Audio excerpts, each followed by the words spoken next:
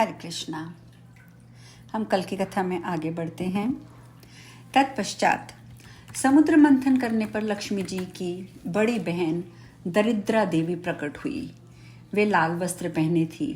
उन्होंने देवताओं से पूछा, मेरे लिए क्या आज्ञा है। तब देवताओं ने उनसे कहा, जिनके घर में प्रतिदिन कलह होता है वहीं हम तुम्हें रहने के लिए स्थान देते हैं। तुम अमंगल को साथ लेकर उन्हीं के घरों में जा बसो जहाँ कठोर भाषण किया जाता हो, जहाँ के रहने वाले सदा झूठ बोलते हो, जो मलिन अंतःकरण वाले पापी संध्या के समय सोते हों। उन्हीं के घर में दुख और दरिद्रता प्रदान करती हुई तुम नित्य निवास करो।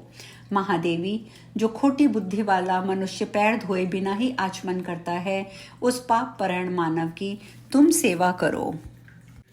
कलह प्रिया दरिद्रा देवी को इस प्रकार आदेश देकर संपूर्ण देवताओं ने एकाग्रचित होकर पुनः क्षीर सागर का मंथन आरंभ किया। तब सुंदर नेत्रों वाली वारुणी देवी प्रकट हुई, जिसे नागराज अनंत ने ग्रहण किया। तदंतर समस्त शुभ लक्षणों से सुशोभित और सब प्रकार के आभूषणों से विभूषित एक स्त्री प्रकट हुई, जिसे गरुड़ ने अपनी पत्नी बना लिया।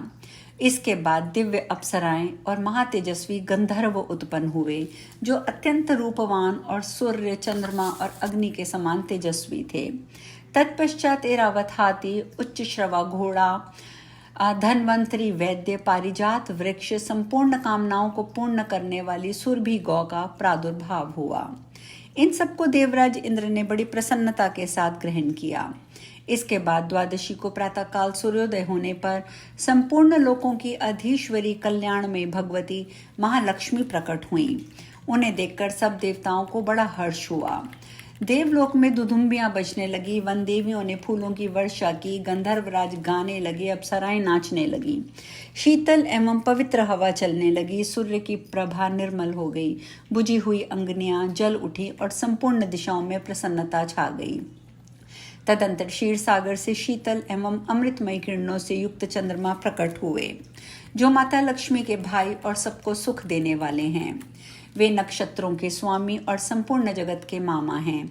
इसके बाद श्री हरि की पत्नी तुलसी देवी प्रकट हुई, जो परम पवित्र और संपूर्ण विश्व को पावन बनाने वाली है। जगन माता तुलसी का प्रादुर्भाव श्री हरि की पूजा के लिए हुआ है। जगत माता तत्पश्चात सब देवता प्रसन्न चित्त होकर मंदराचल पर्वत को यथास्थान रख आए और सफल मनोरथ हो माता लक्ष्मी के पास जा सहस्त्र नाम से स्तुति करके श्री सूक्त का जप करने लगे। तब भगवती लक्ष्मी ने प्रसन्न होकर संपूर्ण देवताओं से कहा, देववरों, तुम्हारा कल्याण हो, मैं तुम्हें वर देना चाहती हूँ, मनोवांछित वर मांगो।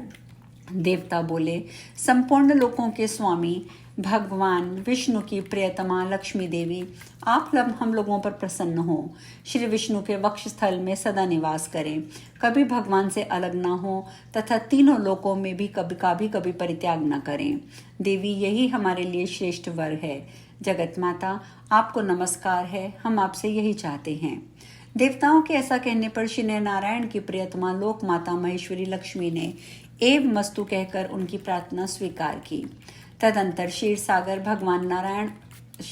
पर भगवान नारायण और ब्रह्मा जी भी प्रकट हुए। देवताओं ने जनार्दन को नमस्कार करके उनका स्तवन किया और प्रसन्न वंदन होकर हाथ जोड़कर कहा, सर्वेश्वर, आप अपनी प्रियतमा महारानी लक्ष्मी देवी को, जो कभी आपसे अलग होने वाली नहीं हैं, जगत की रक्षा के लिए ग्रहण कीजिए।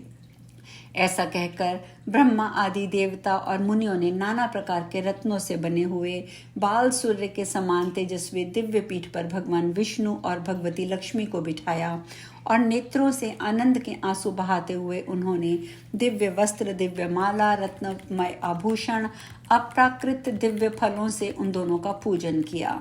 क्षीर सागर से जो कोमल दनों वाली तुलसी देवी प्रकट हुई थी, उनके द्वारा उन्होंने लक्ष्मी जी के युगल चरणों का अर्चन किया। फिर 3 बार प्रदक्षिणा और बारंबार नमस्कार के दिव्य स्त्रोतों से स्तुति की।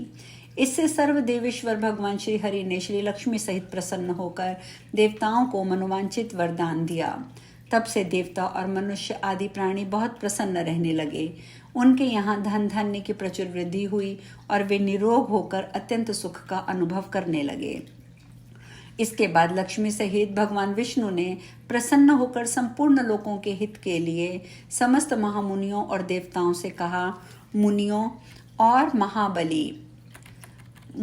और महाबली देवताओं, तुम सब लोग सुनो। एकादशी तिथि परम पुण्यमयी है। यह सब उपद्रवों को शांत करने वाली है।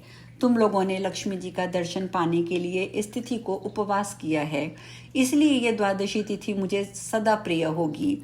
आज से जो लोग एकादशी को उपवास करके द्वादशी को प्रातःकाल सूर्योदय होने पर बड़ी श्रद्धा के साथ लक्ष्मी और तुलसी के साथ मेरा पूजन करेंगे, वे सब बंधनों से मुक्त होकर मेरे परम पद को प्राप्त होंगे। ऐसा कहकर सनातन भगवान विष्णु जी मुनियों के द्वारा अपनी स्तुति सुनते हुए लक्ष्मी जी के निवास स्थान क्षीर सागर में चले गए। वहां सूर्य के समान तेजो में विमान पर शेष नाग की शैया के ऊपर विशाल लोचना भगवती रमा के साथ रहने लगे। वे देवताओं को दर्शन देने के लिए सदा ही वहां निवास करते हैं। तदंतर सब देवता कच्छप रूपधारी सनातन भगवान का भक्ति पूर्वक पूजन करके प्रसन्नचित्त होकर उनकी स्तुति करने लगे। इससे उन्हें बड़ी प्रसन्नता हुई और वे बोले, देवेश्वरों, तुम्हारे मन में जैसी इच्छा हो वैसा वर मांगो। देवता बोले, महाबली देवेश्वर, आप शेष नाग और दिग्गजों की सहायता के लिए 7 द्वीपों वाली इस पृथ्वी को अपनी पीठ पर धारण कीजिए। देवताओं की प्रार्थना सुनकर विश्व भावन भगवान ने बड़ी प्रसन्नता के साथ एवमस्तु कहा। तब से उन्होंने 7 द्वीपों सहित पृथ्वी को अपनी पीठ पर धारण किया। तदंतर महर्षियों सहित देवता, गंधर्व, दैत्य, दानव, मानव भगवान की आज्ञा ले अपने अपने लोक चले गए।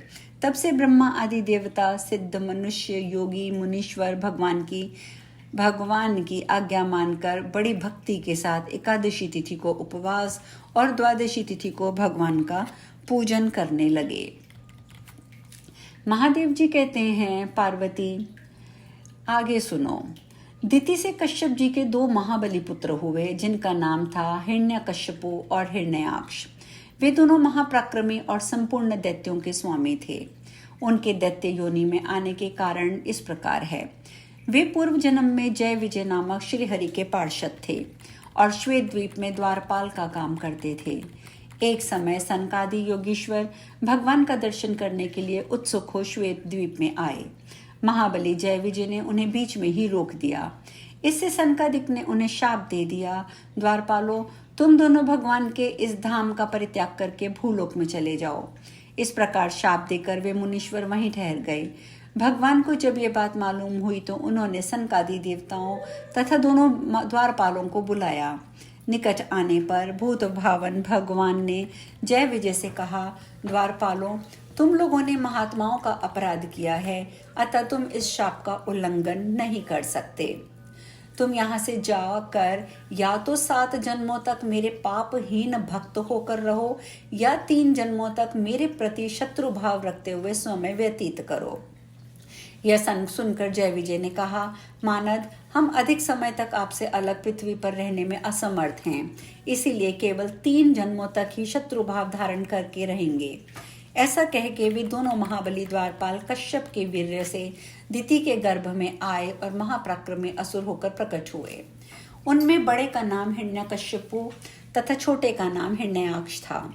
वे दोनों संपूर्ण विश्व में विख्यात हुए। उन्हें अपने बल और पराक्रम पर बड़ा अभिमान था।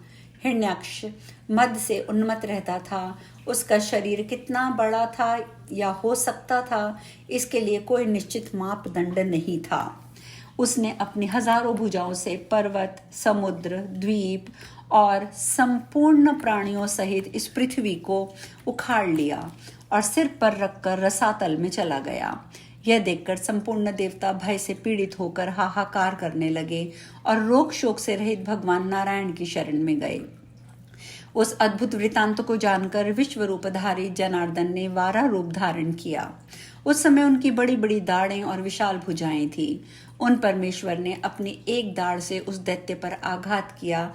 उससे उसका विशाल शरीर कुचल गया और वह अधम दैत्य तुरंत ही मर गया। पृथ्वी को रसातल में पड़ी देख भगवान वाराह ने उसे अपनी दाढ़ पर उठा लिया और उसे पहले की भांति शेषनाग के ऊपर स्थापित करके स्वयं कच्छप रूप से उसके आधार बन गए। वाराह रूपी महाविष्णु को वहां देखकर संपूर्ण देवता और मुनि भक्ति से मस्तक झुकाकर उनकी स्तुति करने लगे। स्तुति के पश्चात उन्होंने गंध पुष्प आदि से श्री हरि का पूजन किया। तब भगवान ने उन सबको मनोवांछित वरदान दिया। इसके बाद वे महर्षियों के मुख से अपनी स्तुति सुनते हुए वहीं अंतर्ध्यान हो गए। इसी कथा में हम शेष कल करेंगे। हरे कृष्णा।